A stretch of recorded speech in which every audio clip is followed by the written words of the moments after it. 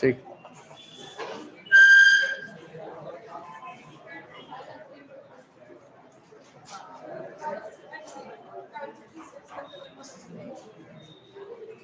ध्यान देना इधर, पहले लिखना है इक्विवेलेंट वेट, लिख लिए तो मीनिंग बाद में समझते हैं। पहले 1 बाय 1 इक्विवेलेंट वेट कैसे निकाला जाता है वो मैं बता रहा हूं। तो हम पहला लिखना equivalent weight for an element. पहला है equivalent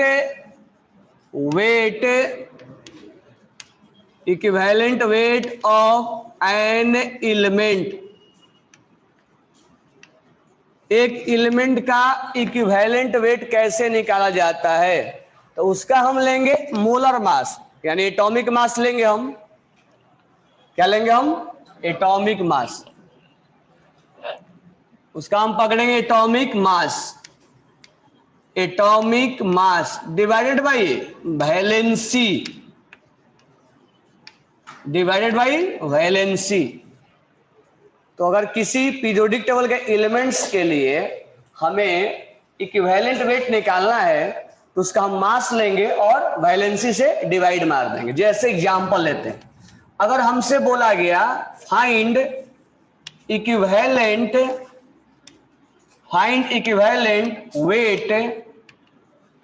equivalent weight of sodium. Sodium का मास कितना होता है? वैलेंसी कितना होगा? इसका आंसर क्या हो जाएगा? तो इक्विवेलेंट वेट इक्वल टू 23। हमसे पूछा गया इक्विवेलेंट वेट ऑफ कैल्शियम या मैग्नीशियम ले लो, मैग्नीशियम।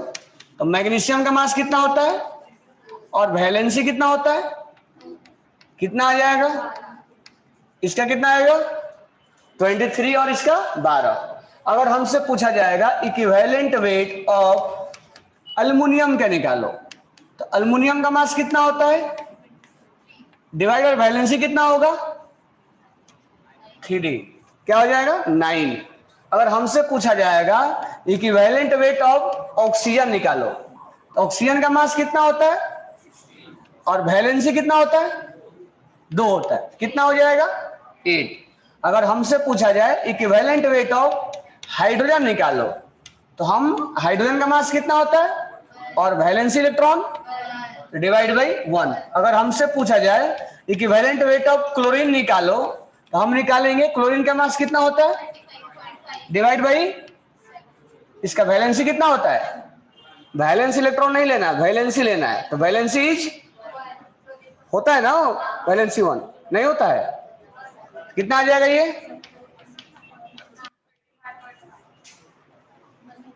एलिमेंट का निकालने आ गया। चलो अब हम दूसरा हेडिंग डालेंगे equivalent weight of ions. Equivalent weight of ions, ये लिख लिए? नहीं लिखे?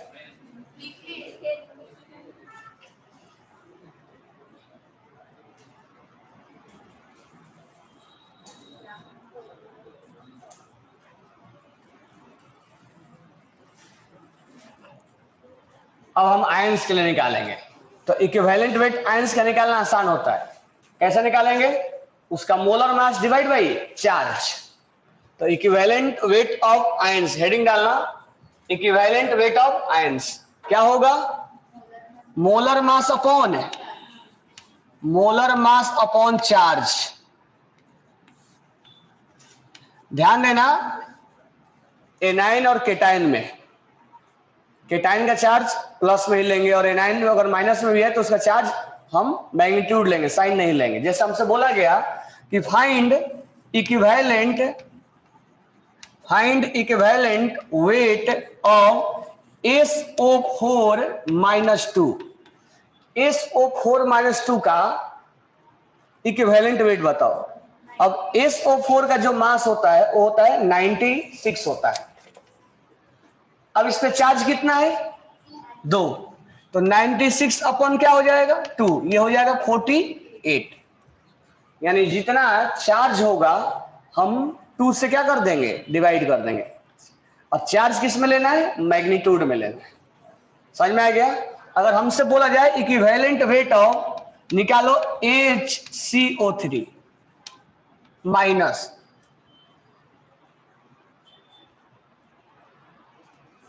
Bicarbonate ions. तो बाइकार्बोनेट आयंस का जो मास होता है वो 61 होता है। कितने चार्ज दिख रहा है तुम्हें? कितना आंसर हो जाएगा? आसान है, चाहे केटाइन दिया जाए या एनाइन दिया जाए, चार्ज से क्या कर देना है? डिवाइड कर दिया। अब हम तीसरा बात करेंगे। तो हमने एलिमेंट के लिए निकाला और हमने आयंस के लिए निकाला। अब हम बात करेंगे एसिड के लिए। तो इक्विवेलेंट वेट ऑफ एसिड, हम नेक्स्ट बात करेंगे इक्विवेलेंट वेट ऑफ एसिड। ये होता है जिस एसिड का निकालना है उसका मोलर मास लेते हैं। तो ये हो जाएगा molar mass divided by number of H plus lose in aqueous medium, यानी वो एसिड कितना H प्लस को लूज करेगा। Number of H plus lose या रिलीज इन एक्वस मीडियम,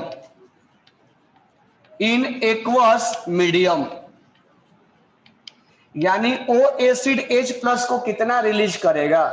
जितना रिलीज करेगा उसको हम बेसिसिटी के नाम से जानते हैं, उल्टा नाम बोलते हैं। एसिड के लिए होगा बेसिसिटी, ये हो जाएगा मोलर मास अपॉन बेसिसिटी। तो बेसिसिटी मतलब ये मत सोचना है कि बेस है, कितना ओ H प्लस लूज करेगा उसी को हम किस नाम से जानेंगे? बेसिसिटी के नाम से जानेंगे।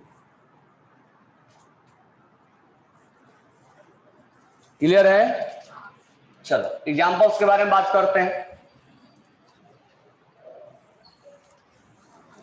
तो हम एसिड के एग्जाम्पल सब लेते हैं कि उसके एग्जाम्पल्स क्या क्या होंगे। तो पहला एग्जाम्पल हम लेते हैं, फाइंड इक्विवेलेंट वेट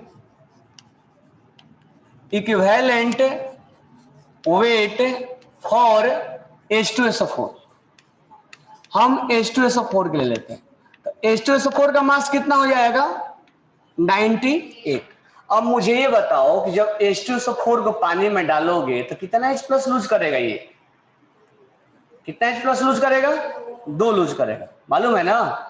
ये डाई बेसिक एसिड होता है। कितना H प्लस लूज करेगा? 2। तो डिवाइड बाई 2, ये हो जाएगा 49। अब equivalent weight for HNO3 nitric acid. अब मुझे बताओ नाइट्रिक एसिड को पानी में डालोगे तो कितना H प्लस लूज करेगा? 1 लूज करेगा ना। तो 63 डिवाइडेड बाई 1, इसका इक्विवेलेंट मास कितना हो जाएगा? 63 हो जाएगा ना। अब next equivalent weight of HCl। तो HCl को पानी में डालेंगे तो कितना लूज करेगा? 1। इसका मास कितना हो जाएगा? 35.5 इसका और 36.5। कितना H प्लस लूज करेगा? तो क्या हो जाएगा ये?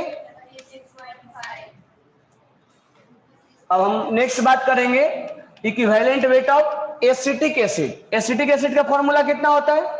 CH3COOH। केवल यही H प्लस को लूज करता है।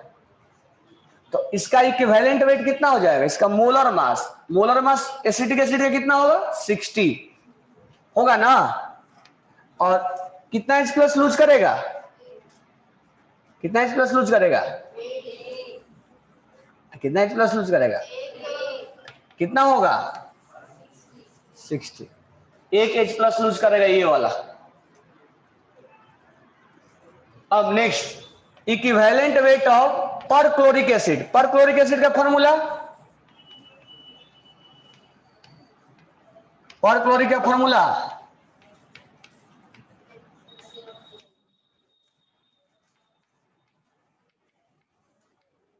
परक्लोरिक एसिड का फॉर्मूला HClO4 और इसका मास होता है 100.5। कितना H प्लस लूज करेगा ये? 1। इसका इक्विवेलेंट वेट कितना हो जाएगा? 100.5। अब ध्यान देना, हम बात करेंगे equivalent weight of H3PO4 phosphoric acid, H3PO4। तो इस केस में H3PO4 का जो मास होता है वो होता है 98। तो ये H प्लस कितना लूज करेगा, ये हो जाएगा 98/3, ये हो जाएगा 32.6। अब ध्यान देना, हम बात करेंगे फास्फोरस एसिड H3PO3। अब इस पे स्टार लगा लेना, एक और स्टार लगाना H3PO2। ये दोनों ही केस में हमें देखने में लगता है कि 3 हाइड्रोजन है और 3 हाइड्रोजन है, लेकिन ये केवल 2 ही लूज करता है और ये केवल 1 ही लूज करता है। फिलहाल के लिए याद रखना, जब केमिकल बॉन्डिंग पढ़ लेंगे तो हम बताएंगे उसमें कि ऐसा क्यों हो रहा है। और ये कितना लूज करता है, 3। ये देखने में 3 है लेकिन करेगा कितना, ये देखने में 3 है लेकिन करेगा कितना, 1 करेगा। तो ये हो जाएगा H3PO3 का जो मास होता है 82। ये हो जाएगा 82 डिवाइड बाई, और ये इसका मास हो जाएगा कितना, 66/1। तो इस पे स्टार लगा लेना दोनों पे, और इसको ध्यान में रखना।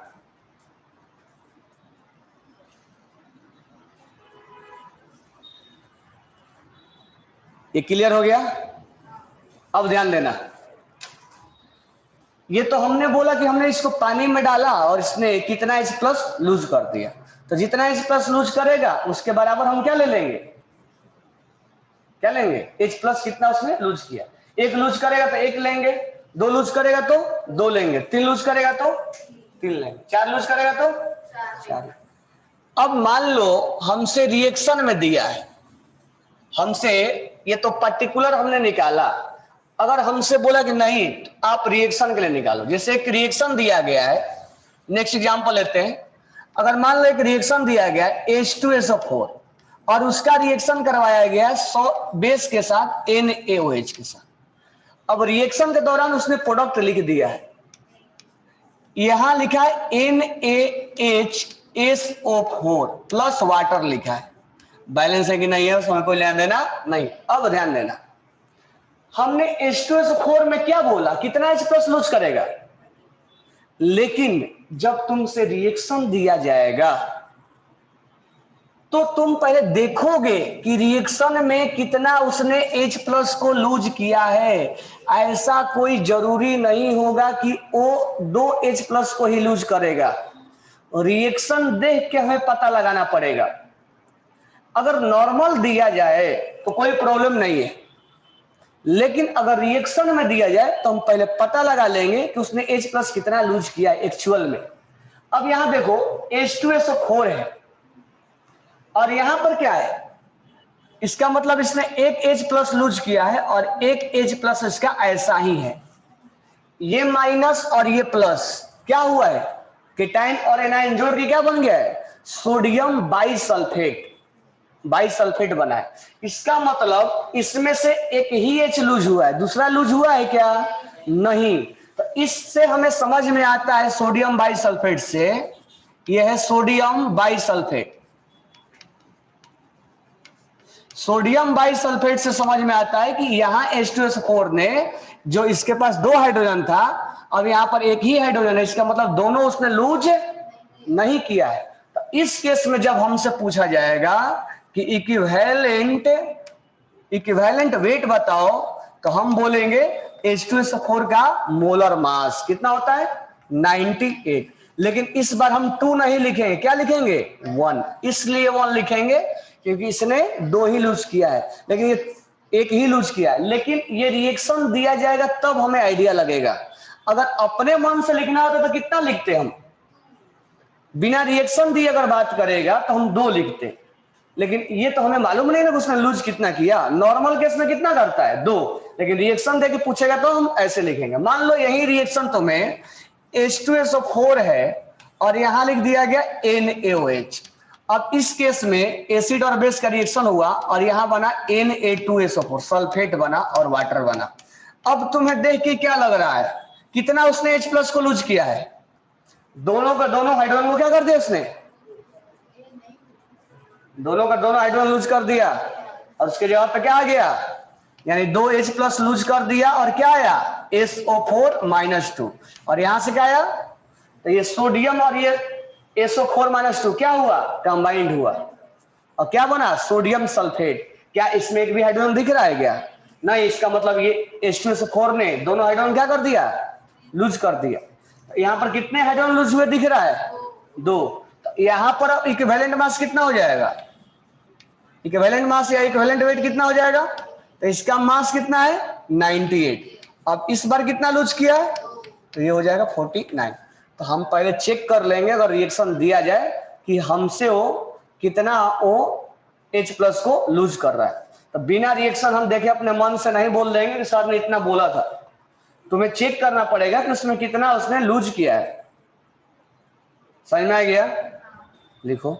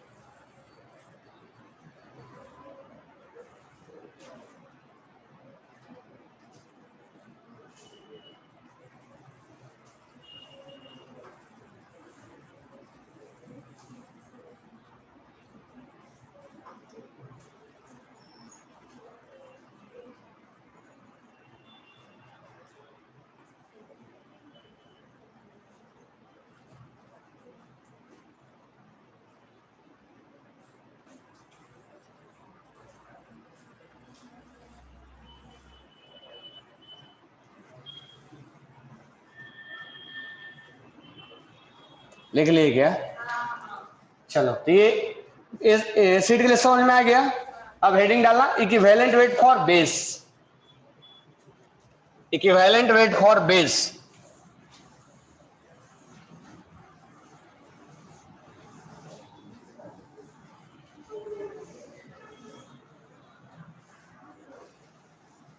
हेडिंग डालना equivalent weight for base.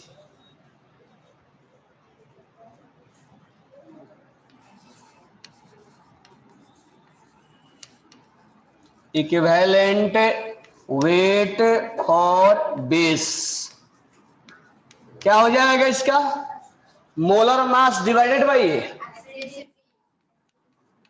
Molar mass divided by number of OH minus release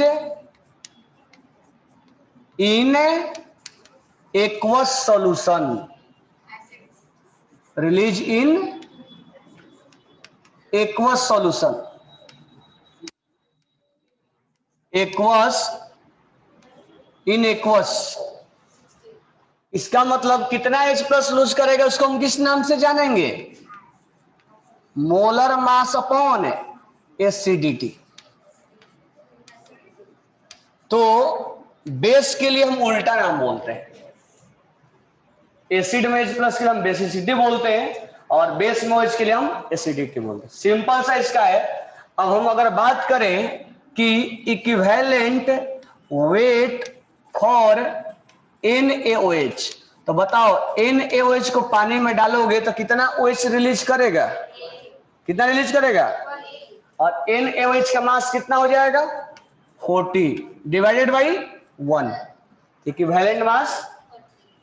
अब इक्विवेलेंट वेट फॉर अब हम निकालेंगे KOH के लिए, तो KOH में कितना H प्लस लूज करेगा वो, और इसका मास हो जाएगा 56, तो 56/1।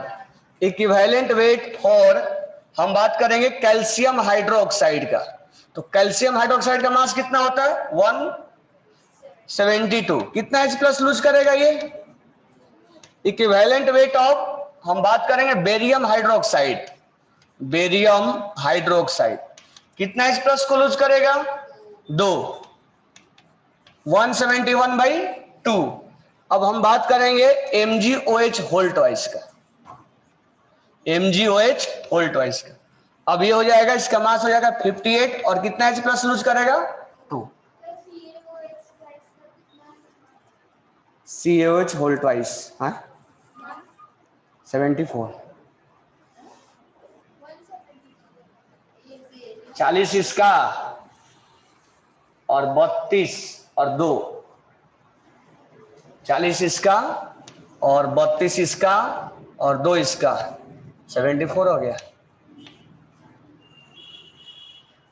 OH का कितना होता है? 17, 16 और 1 17, 17 इंटू 2 34, 16 इसका 1 17, 17 और 2 34, 34 और 40 74।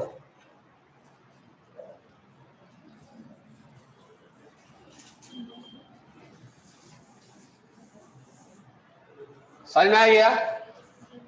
अब ध्यान देना, अब ये तो हमने बोला बेस के लिए, लेकिन अगर मान लो रिएक्शन में ऐसा दिया जाए, और रिएक्शन में ऐसा दिया हुआ है, मान लो रिएक्शन में दिया जाए कि अगर MgOH होल ट्वाइस है, MgOH होल ट्वाइस का रिएक्शन अगर हम HCl से करवाए और रिएक्शन देगा, कैसे देगा? तो MgOH और ये Cl प्लस वाटर, और हमसे पूछा कि MgOH का इक्विवेलेंट वेट बताओ, तो हमें अब इस रिएक्शन को देख के करना पड़ेगा। Equivalent weight of MgOH whole twice देख के करना पड़ेगा। मतलब अब इसके अंदर हमने क्या बोला? यहां पे हमने बोला कि ये 2 OH को लूज करेगा, लेकिन रिएक्शन में एक ही लूज करते हुए नजर आ रहा है। इसका मतलब हमें एक ही से डिवाइड करना पड़ेगा। इसका मास कितना हो जाएगा? 70 डिवाइड बाई 1।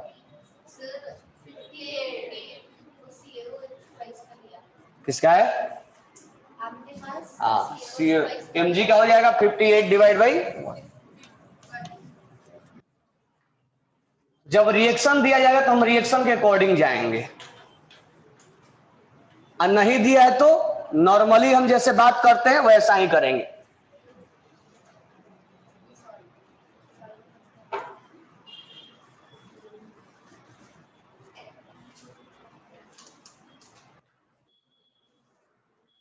अब लिखना equivalent weight of acidic salt, equivalent weight for acidic salt लिख लिए।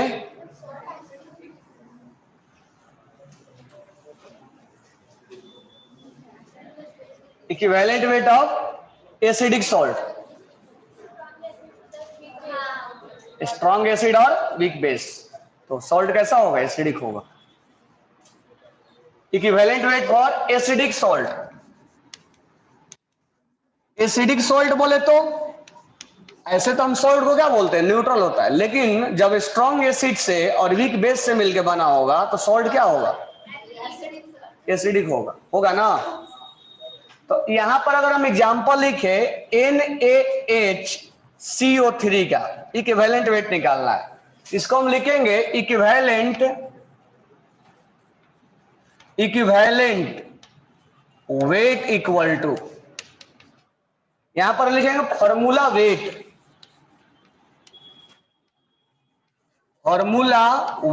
Divided by number of replaceable hydrogen atom, number of replaceable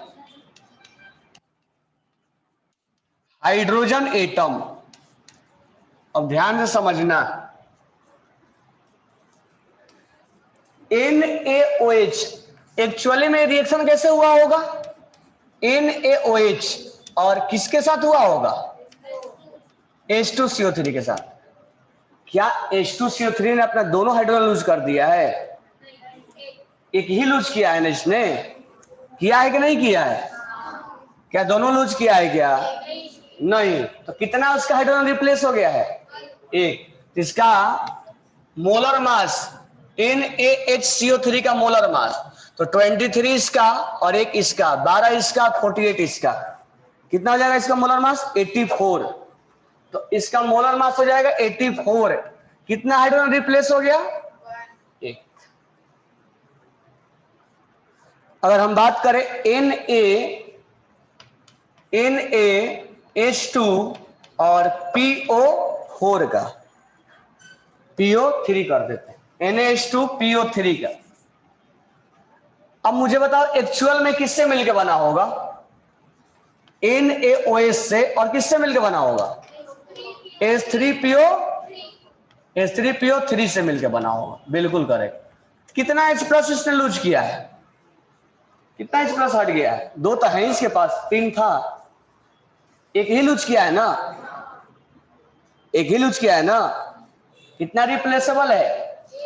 एक को रिप्लेसेबल किया है ना। तो हमारा ये हो जाएगा इसका मास पकड़ लो, कितना हो जाएगा? सोडियम का 23 और इसका हो जाएगा 104। कितना हाइड्रोजन को रिप्लेस किया है? यहां से समझ में आएगा।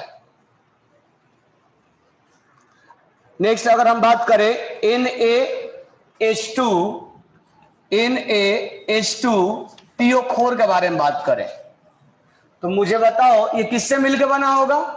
NaOH और किससे मिलकर बना होगा? H3PO4 से। तो कितना हाइड्रोजन इसने रिप्लेस किया है? 1 को। तो NaH2PO4 में मास हो जाएगा 120 और डिवाइड बाई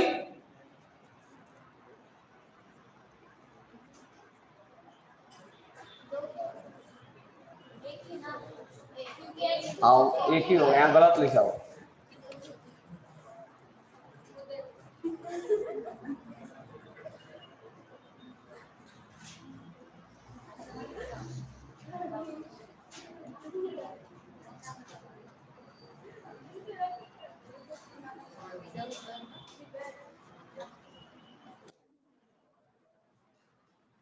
एक मिनट ध्यान देना, यहां पर 2 ही होगा, बता रहा हूं। नंबर ऑफ रिप्लेसेबल एटम लेना है, ध्यान से सुनना। NaHCO3 एक इसने रिप्लेस कर दिया, रिलीज कर दिया, और कितना कर सकता है? और एक कर सकता, और एक कर सकता, वो वाला नंबर लेना है। ध्यान देना, यहां NaH2PO3 यहां पर H3PO3 कितना करता है? कितना करता, कितना है? 2 करता है। अब यही बताया, स्टार लगाया, 2 करता है। अब कितना किया इसने? 1 रिप्लेस किया है, और कितना करेगा? और 1। ये करता है 3, किया है 1, सॉरी करता है, किया है, तो कितना बच गया? वो वाला नंबर पकड़ेंगे। ये करता है, ये करता है, किया है 1, बचा हुआ लेंगे।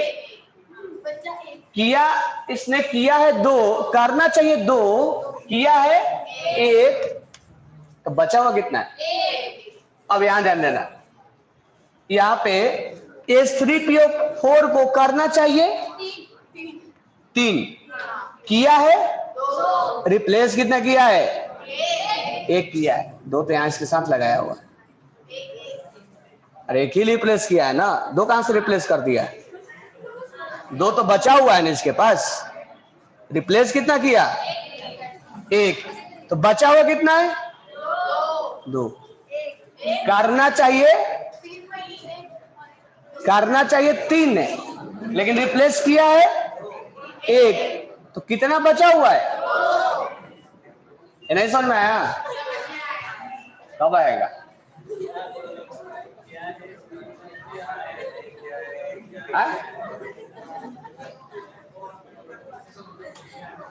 समझ में आ गया ना? चलो ध्यान दो इधर, इसको हटा दो। हाँ ध्यान दो इधर, इसको पकड़ो, H2CO3 को पकड़ो। H2CO3 कितना करना चाहिए? कितना करना चाहिए? एक आंसर बोलो, कितना करना चाहिए? कितना रिप्लेस किया? बचा हुआ? कोई डाउट इसमें? अब इसको देखो, H3PO3 कितना करना चाहिए? लेकिन इसने रिप्लेस कितना किया है? एक किया है। एक ही किया है ना? अरे एक की कमी आई है ना, दो में से एक, कितना बच गया इसके पास? करना चाहिए था दो, एक ने रिप्लेस किया, एक बच गया। यानी अब ये एक ही H प्लस को हटा सकता है, मतलब इसके पास एक ही अधिकार है कि अपना अब एक ही H प्लस को यहां से निकाल सकता है। इसके पास से अब एक ही राइट्स है कि ये एक ही हाइड्रोजन को अब हटा सकता है। इसके पास अभी कितना हाइड्रोजन को हटा सकता है? ये है कितना? H3PO4। ये तीन हटाता है, लेकिन तीन हटाता है, लेकिन एक हटाया है, और कितना हटा सकता है? दो। पॉइंट कितना और हटा सकता है वही नीचे लिखा जाएगा।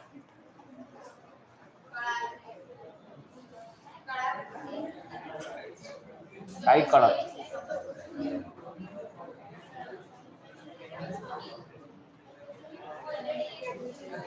समझ में आ गया?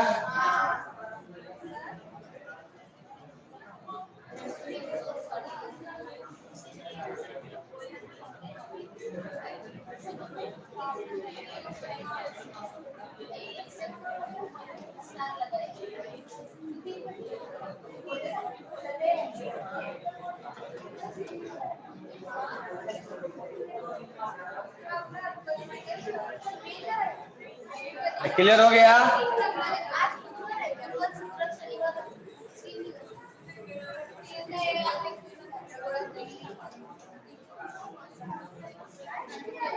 इसमें ये चेक कर लेना और कितना उसके पास राइट्स है हाइड्रोजन को लूज करने का।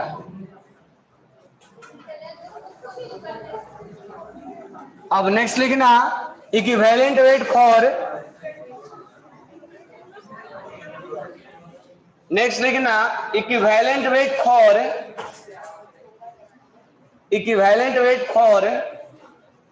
Basic salt, equivalent weight for basic salt,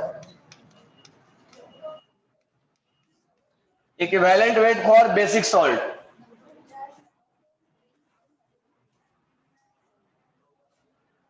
equivalent weight for basic salt. Example लेते हैं MgOHCl। अब ध्यान देना, MgOH होल ट्वाइस होता है ना, एक लूज कर दिया है और एक बचा है, अब कितना और कर सकता है? एक। इसका मास पकड़ लेंगे, इसका मास हो जाए कितना? 76.5। इसका मास हो जाएगा equivalent weight equal to 76.5 divided by 1। यही हमारा आंसर होगा। समझ में आया क्या? अब हेडिंग डालना सबसे इंपॉर्टेंट है इसमें, equivalent weight for oxidising agent and reducing agent. Equivalent weight for oxidising agent and reducing agent. Equivalent weight for oxidising agent and reducing agent. क्या होता है ऑक्सीडाइजिंग एजेंट? जो रिडक्शन किसको बोलते हैं? जो क्या होता हो? ऑक्सीडाइज होता है, उसको रिडक्शन बोलते हैं ना। क्या बोल रहे तुम लोग? Loss of electron is known as oxidation, gain of electron is known as.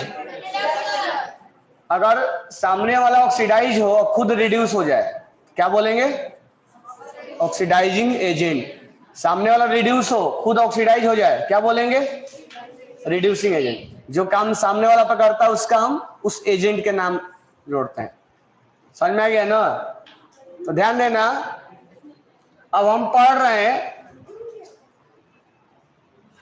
Equivalent weight for oxidising agent and reducing agent. Oxidising agent and reducing agent, oxidising agent and reducing agent. क्या होता है oxidising agent?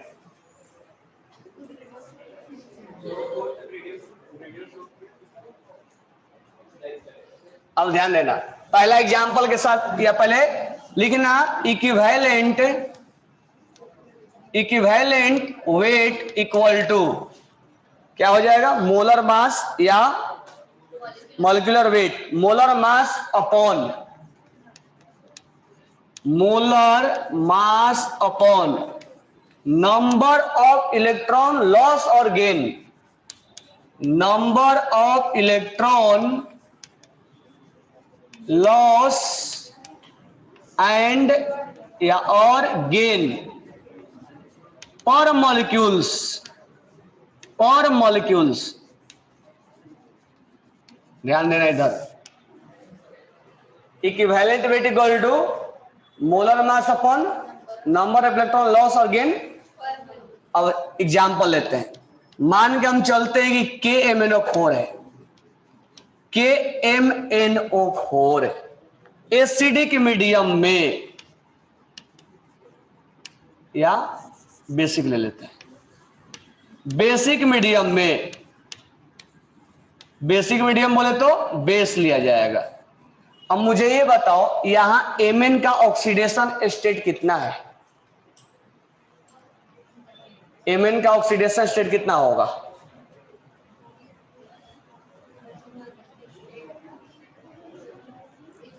Mn का oxidation state कितना होगा?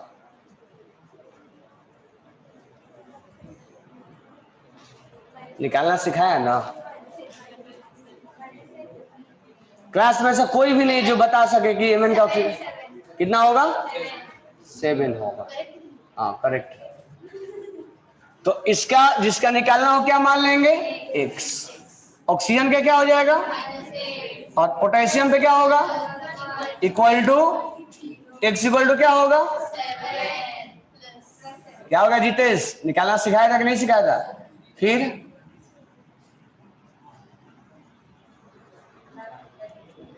अब Mn यानी potassium पर magnet में जो Mn है उसका ऑक्सीडेशन स्टेट +7 है।